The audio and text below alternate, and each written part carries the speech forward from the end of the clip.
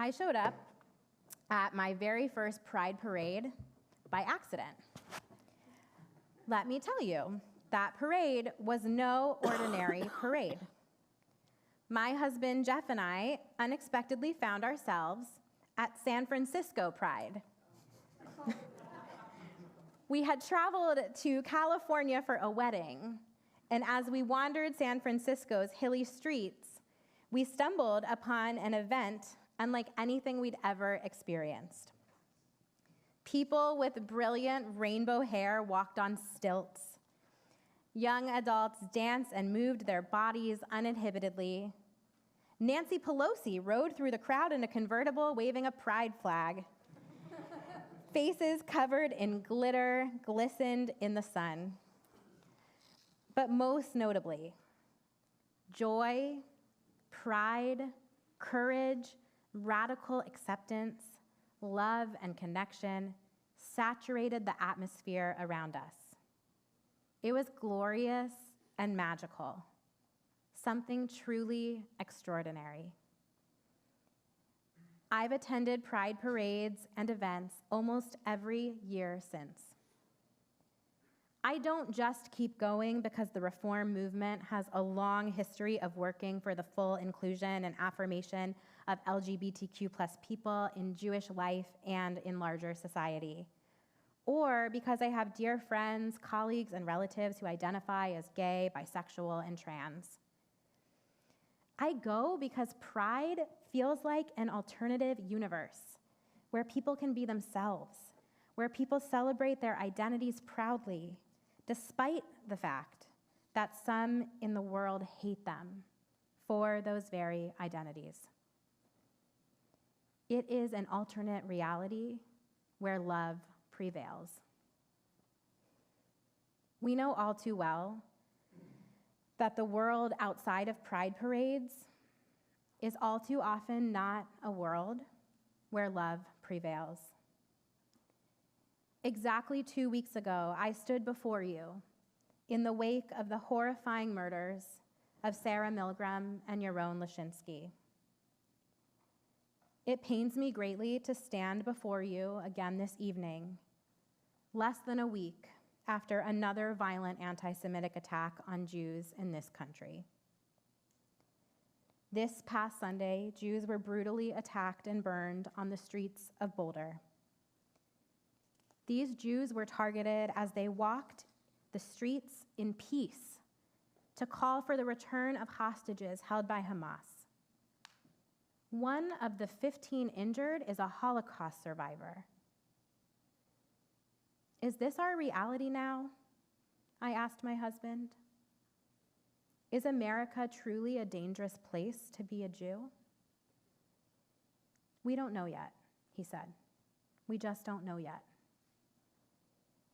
He's right. He would love to hear me say that. Just for a little comic relief for you. We don't yet know if these violent and horrifying incidents will become more frequent and more pervasive. As American Jews, many of us are struggling to understand our reality. We go to end-of-year recitals and make our summer travel plans, and we see hateful graffiti on the metro, and we wonder if it's time to tuck our Jewish star necklaces under our shirts. Everything is normal. Nothing is normal. What is our reality? Our Israelite ancestors grappled with this question too. In Sefer Bamidbar, the book of Torah we began last week, the Israelites journey through the Midbar, the wilderness. What is their reality? Yesterday, they were slaves. Today, they are free. God performs wonders and miracles unlike anything they've ever seen before. Seas part and food falls from the sky. And yet, they are not sure they can count on anyone or anything. The future feels uncertain at best and completely terrifying at worst. In a few weeks, we will read the story of the Scouts. You might remember that Moses sends 12 spies to the land of Israel to report on the inhabitants who live there.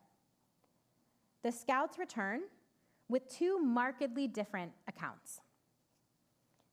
10 of the 12 spies return saying the people over there are so enormous, so strong that the Israelites will never overcome them. They believe great danger awaits them. 2 spies, anyone know their names of the 2 spies? Caleb and, wow, we have some scholars here. Caleb and Joshua offer a contradictory report. They believe the Israelites can overcome the land's inhabitants. Sforno, a 15th, 16th century Italian commentator, imagines Joshua reassuring his fellow Israelites by noting that the locals could have attacked them during their spying, but didn't. Caleb and Joshua have a substantially different outlook than the other 10 spies. The 10 spies, riddled by fear, feel unsafe and powerless. They spread panic in the community. Caleb and Joshua believe the Israelites are strong, capable, and powerful. They don't feel the same peril as the others, and as a result, they encourage their fellow Israelites to have faith and push forward. The attitude of the 10 spies becomes a self-fulfilling prophecy of sorts, and God bans them from ever entering the promised land.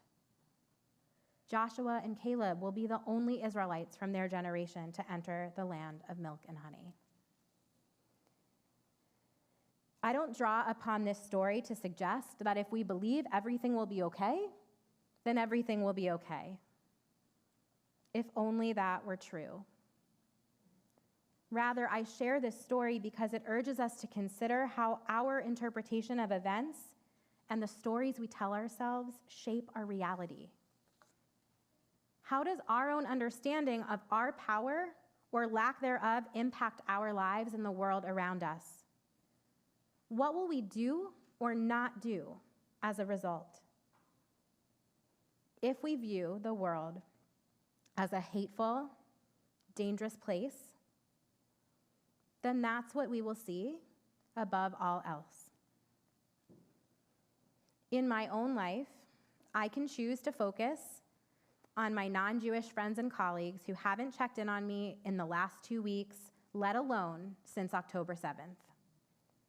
Or I can focus on Pastor Tom and Chandra and April and Pastor Phil, who call and text me nearly every time something awful happens.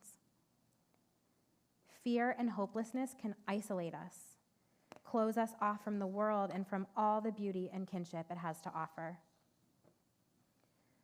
I recently heard a moving story on an episode of NPR's Hidden Brain.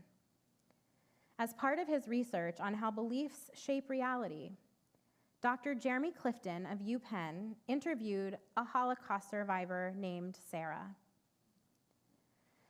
Sarah remembers when the Nazis invaded the little town she lived in Poland when she was just a little girl.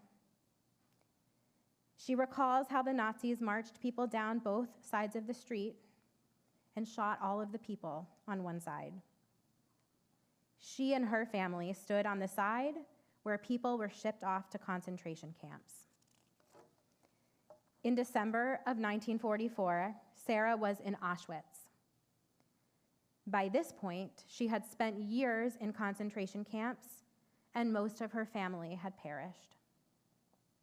Well, that December, Sarah was sick in the infirmary, lying on a cot next to another girl around her age. The girls reached across the cots and held hands. Sarah said on this podcast, or to the person who shared it on the podcast, and that's when I realized that the world was so full of love and connection, it was massive and impossible to stamp it out. And the world was so wondrous, that I had no choice but to believe that there was a God and to be grateful. After experiencing the most unimaginable atrocities, Sarah still believed the world is full of love and connection. The last couple of weeks have shaken us to our core. Like our Israelite ancestors, we don't know what the future holds or what kind of world we're living in. Though the truth is, to a great extent, we create the world we are living in. People in the LGBTQ+ community face hatred and violence regularly. But like Sarah in Auschwitz, they believe in a world of love and connection. I think it's this belief in love and connection that makes the radiant, magical, alternate universe of Pride possible. If only the world felt a little more like a Pride celebration all the time. There is so much we can't control in this unpredictable world. And by now, you've heard me quote Rabbi Nachman of Breslov in quite a few sermons. The whole world is a very narrow, you know this, bridge, but the most important thing is not to be afraid. While we may not control the world around us, we determine how we walk across that narrow bridge. We can choose to see only danger and darkness, or we can choose, like Caleb and Joshua, like Sarah in Auschwitz, like those who dance through the streets at Pride, to believe in something better. Because on the other side of fear, there is hope, there is wholeness, there is love. So let us believe a better world into existence, a world of love, acceptance, joy, courage, pride, and connection, and yes, dazzling rainbows and lots of glitter. Shabbat shalom.